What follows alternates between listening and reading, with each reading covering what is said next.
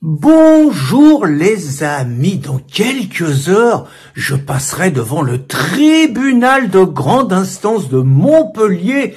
Comme un malfrat, j'y suis traîné par la vaillante, par l'honorable présidente de la Ligue des droits de l'homme de l'Hérault, mademoiselle Sophie Mazas. Et je vous reviendrai sur ce procès, mais avant, je voudrais quand même plutôt évoquer la journée de ce mercredi qui a été marquée par le coup d'éclat du gros Gérard Larcher, le président du Sénat, qui invité sur RTL par Rive Calvi, qui lui a tendu une perche magnifique. À mon avis, les mecs ont répété le coup avant. Donc, Mélenchon, ça peut plus durer, antisémite, extrémiste, ennemi de la République, les conneries habituelles. Et donc, Calvi lui dit, est-ce que vous voulez lui dire quelque chose? Et l'autre, tout imbu de lui-même, qu'il ferme sa gueule, ferme ta gueule. Oh là là là là, évidemment, les journalistes étaient ravis, toute la caste est ravie. Il faut dire que Rachid, il a le don de se faire quelques ennemis ces derniers temps, c'est vrai. Mais enfin, c'est quand même l'autre, le numéro 2 du Sénat. Donc tous les journalistes sont contents, tout le monde tombe sur Mélenchon. Manigold, de l'autre crétin là qui était responsable des restaurateurs, il lui dit ferme ta gueule en arabe. Toute la classe politique a pas l'air de voler trop au secours de Mélenchon. Il y a un silence complice général, ce qui fait que confirmer que la caste a décidé de le mettre hors jeu, quoi. Il est devenu trop nuisible, donc ils veulent s'en débarrasser. Là, c'est vraiment de plus en plus évident. Alors évidemment, il y a la garde prétorienne de Mélenchon sur les réseaux sociaux qui monte au créneau, qui dit qu'il y a une alliance entre la bourgeoisie et l'extrême droite. C'est marrant, même quand ce qu'ils appellent l'extrême droite, le RN ou le Reconquête, ils sont pas dans le coup, ils les mettent toujours dans le coup. Donc là, ils nous font le coup d'une alliance de la bourgeoisie et de l'extrême droite pour mettre hors de combat le défenseur des prolétaires, le défenseur des pauvres et tout. Ça fait éclater de rire, mais les mecs, ils font leur cinoche et tout. Chez les insoumis, ils sont contents, ça regroupe les forces, ça remet du cœur et tout.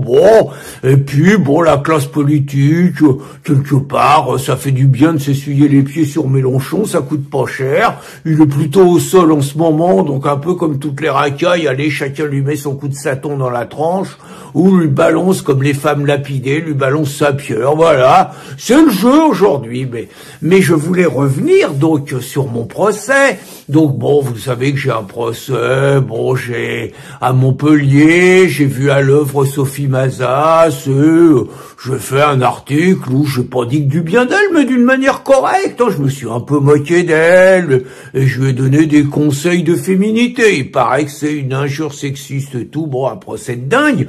Mais il n'empêche, vous voyez, on vient sur ferme ta gueule. Ce que je veux vous démontrer, c'est que finalement, toute la classe politique est d'accord pour que nous, les Français, on ferme notre gueule. Et je vais vous donner plusieurs preuves. Déjà, ce procès, Sophie Mazas, en gros, qu'est-ce qu'elle dit? Elle dit que Pierre Casson, faut qu'il ferme sa gueule parce qu'il n'a pas le droit de commenter l'attitude de voyou, réellement l'attitude de voyou qui a été celle de cette avocate un jour de conférence de presse de la Ligue du Midi. Vous voyez, il faut que je ferme ma gueule. Tout comme tous les procès qu'on se prend, Christine Tazin, moi, mais beaucoup plus largement toute la classe patriote, à cause des lois Pleven, à cause des lois Guesso, à cause des lois Taubira, mais c'est surtout les lois Pleven dans ce cas-là. Tous les procès n'ont qu'un but, c'est vous n'avez pas le droit de parler de l'immigration, vous n'avez pas le droit de parler de l'islam, fermez votre gueule. Ceux qui osent parler du climat, ceux qui osent parler du Covid, ceux qui osent parler de Poutine, de la guerre contre l'Ukraine et tout, le truc de la caste, des journalistes et des politicards, c'est fermer votre gueule des Français, parce que vous allez être traités de racistes, de nazis, de complotistes, d'agents de Poutine, alors conspirationnistes, d'empoisonneurs si vous êtes contre la vaccination. Vous voyez, c'est fermer vos gueules avec des conséquences quand même. Les conséquences, c'est que Par exemple, les toubibs, il y en a qui bossent plus à cause de ça. Les conséquences, c'est les procès. Quand vous contestez l'islam, vous morflez lourd, quoi. Oui, moi, je crois savoir de quoi je parle, hein. Donc, c'est quand même ce côté fermez votre gueule. Mais c'est pas seulement là, c'est regardez les petits jeunes à Romans, les petits jeunes, les mecs qui déboulent à 80 à Romans, ils ont tous un casier judiciaire vierge et tout. Ils font une manif, ils amochent personne, ils s'en font massacrer un. Les mômes, ils prennent entre 6 mois et 10 mois de tôle. Vous avez ce soir, par exemple, la racaille qui menace de mort le maire de Romans, Marie-Hélène Toraval, le mec, 23e infraction, tout ça, un casier judiciaire long comme le coude, le mec, il prend 8 mois. 23 infractions, des menaces de mort contre le maire, 8 mois. Les jeunes patriotes qui supportent pas simplement la mort de Thomas, entre 6 mois et 10 mois. Et puis regardez un petit peu toutes les interdictions totalement illégales, toutes les interdictions du régime, toutes les interdictions de Darmanin, de son préfet Nunez, des autres préfets des différents départements, contre les jeunes, contre les groupes qui veulent manifester contre l'invasion migratoire, qui veulent manifester contre le massacre des Français, qui veulent manifester pour rendre hommage à Thomas. Tout est interdit. Toutes les manifs sont interdites. Nous, on va essayer d'en faire une samedi avec les amis du Rassemblement Vadéen et du Mouvement Chouan. On va essayer d'en faire une en Vendée, je cherche le nom, ça va me revenir, c'est pas Saint-Jean-de-Mont, c'est La Roche-sur-Yon, j'ai toujours un problème avec le nom de cette ville.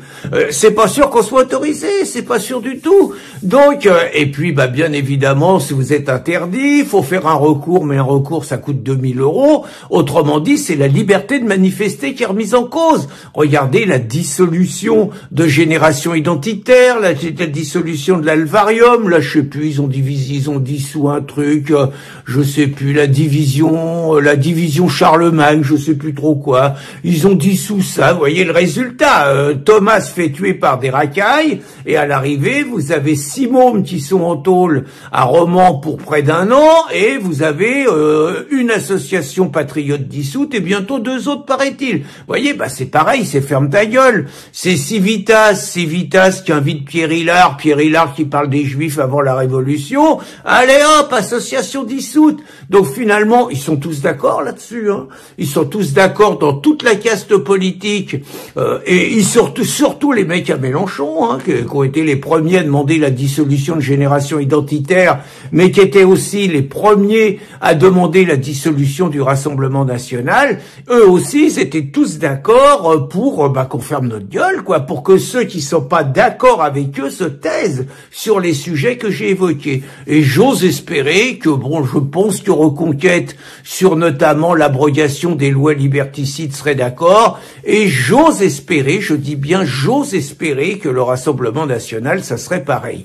À part ça, quand j'entends quand même les clowns à Mélenchon qui pleurnichent parce qu'on a maltraité leur chef, faut quand même se rappeler du quelque passé de Mélenchon, faut quand même se rappeler que c'était la nommée Obono qui répondait à ses détracteurs « Allez manger vos morts », et faut quand même pas oublier ce que disait Mélenchon en plein débat contre Éric Zemmour à la niche le chien, sans que ça ait ému par ailleurs tous les potes de Mélenchon, toute la caste politicienne et toute la caste journalistique, mais à l'époque tout était bon pour casser Éric Zemmour. Alors je vous avoue que Larcher est un gros con, ça y a pas photo, mais qu'il ait dit à Mélenchon ferme ta gueule, ça lui fait du bien, et si Mélenchon était un véritable insoumis, il aurait répondu ferme la tienne gros con. Voilà, ça doit être comme ça. Allez, écoutez, je vous parlerai de mon procès demain, et je vous souhaite une bonne journée, les amis.